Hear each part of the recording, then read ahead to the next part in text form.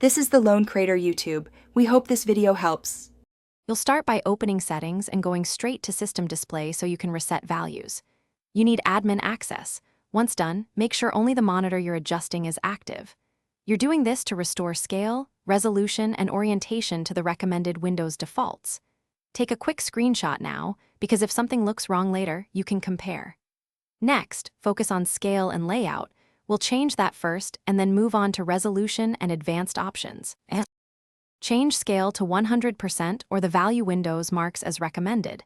This fixes oversized text and UI. Then set resolution to the recommended, which is the monitor's native resolution, and confirm orientation is landscape.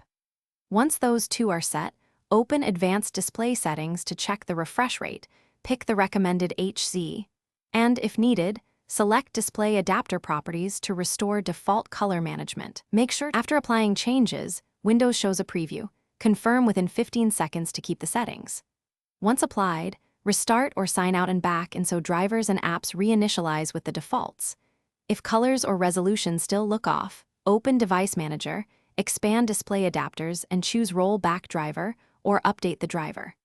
As a key troubleshooting tip, use System Restore to return to a previous restore point if settings or drivers break the display. This reverses deeper system changes safely.